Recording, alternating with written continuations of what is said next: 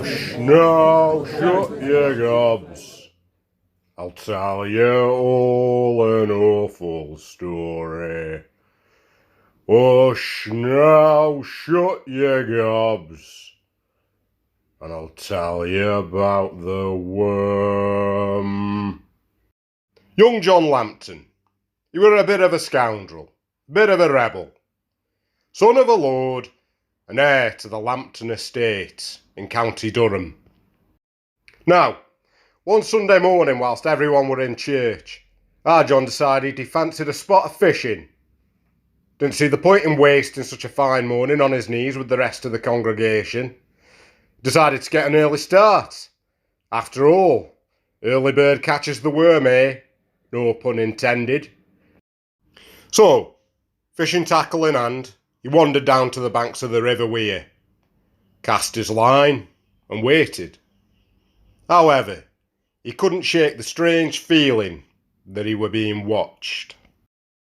No good will come from skipping church on a Sunday, little Lord John. Turned to see an old woman staring at him. He recognised her, of course. Many held that she were a cunning woman, a witch. John scoffed. On your way, woman. The Sabbath were made for man, not t'other way round. As you say, little lord, she replied. But mark my words, you'll catch nought before the mass has ended, and that which you do catch'll carry a terrible price. This much I know. And with that she left, back to her home deep in the woods. Unperturbed, John carried on fishing. Hours passed and he caught nothing. But just as he were about to leave, felt a strong tug on his line. Whatever it was put up quite a fight, but John, being the canny fisherman that he was, soon had it landed. It were not quite what John were expecting. Not a fish, but something else, worm-like, but with a mouth full of needle-sharp gnashing teeth. And strangest of all, 9 sphincter-like oars that ran down the length of its head and neck, seemed to open and close, secreting a slimy black ichor that stung John's nostrils. By God, I've catched the devil, he exclaimed, before stuffing it into a leather sack and making his way home. Personally, I'd have chucked it back, or maybe burnt it with fire, lots of fire. But our John weren't exactly the sharpest knife in the drawer. Anyway, as John was making his way home, he could feel the worm writhing in the sack. It thrashed and bit at the leather. John thought back to them big gnashing jaws. Didn't much like the idea of them jaws clamping onto him. So with not a care in the world, he opened his sack and dropped the worm down a nearby well, walking away without a second glance. On returning home, he found his father, Lord Lambton, in a foul mood. You're a wastrel, lad, his father said. Slothful, unpious, not fit to bear the family name. But ye are my son, and this is why I give you a choice. You can go on crusade, prove you have what it takes to succeed me, or you can forfeit your inheritance and leave behind forever the good name of Lambton. Well, not much of a choice, really.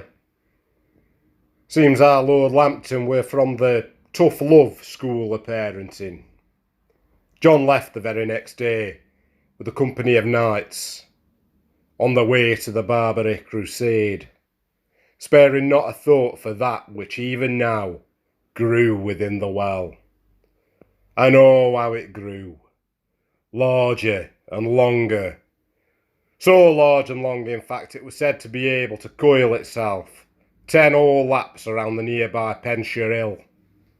It gorged itself on livestock, sheep, cows, and worst of all, small children. But that were not all, for the worm's noxious secretions poisoned wells and waterways, causing any who drank from them to fall ill and die, a most painful and hideous death. However, Lord Lambton were a cunning old fox. He had a plan. He would appease the worm, gain its trust. He had a huge trough constructed, large enough to contain the milk of 9 good cows. In what became something of a daily ritual, the trough would be filled, and the worm would come slithering up to it and drink its fill. Sure of the worm's trust, Lord Lambton bade the peasant folk to kill the worm as it slept. They set upon it with axes, mattocks and pitchforks, clubbing it, skinning it, tearing it apart. The worm were vanquished. Or so they thought. Come on now, you didn't think it'd be that easy, did you? Despite the damage they had wrought on its scaly hide, the worm simply kneaded itself back together, then wreaked terrible vengeance upon the peasants, dispatching them in short order. Many a widow were made that day. For 7 long years the people of Lambton endured the worm's tyranny. Many a brave knight tried their luck against the worm, but to no avail. Lambton became a place to be feared, avoided at all costs, and soon fell into ruin. But salvation often takes the most unlikely of forms.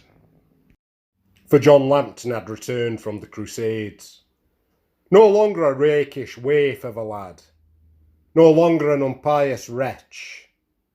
War had left its mark on John, forging him into a knight of renown. Finding his home in desolation of untilled earth and rotten orchards, John went immediately to his father and asked what had befallen the town. His father gave but one answer: the worm. Overcome with recollection, John made all haste to find the witch who had warned him all those years ago. After hours of searching, he came upon her hovel, deep within the wood. The little lord doth appear before me, a knight, tall and strong, she crowed. Doth the little lord seek my aid? Did I not caution thee? Thou didst not listen. For 7 long years the good folk of Lambton hath reaped the harvest of your transgression. I said there would be a price. But brave Sir John, I see that thou art set on righting past sins. That is why I now offer thee my counsel. Go hence from here to the smithy, and have him clad thy armour in the tips of spears. Seek out the worm, and draw it into the fastest flowing part of the weir, and there do battle. But be warned, the worm is neither creature of God nor goddess. To vanquish it risks a terrible curse, a curse that may only be dispelled by taking the life of the first living soul that I set eyes upon. If thou fails in this, a generation for each weeping all upon the worm's flesh of thy family will meet fates most cruel. Heed my words. Now go. And so John went, first to the blacksmith, who set in place upon his armour great spear tips. From there he went to his father, instructing him that once the worm was dispatched, he would sound his hunting horn 3 times. On hearing this, his father were to loose John's favourite hound, so John could slay it, thus ensuring the curse would not take hold. With an heavy heart, John set out to meet the worm.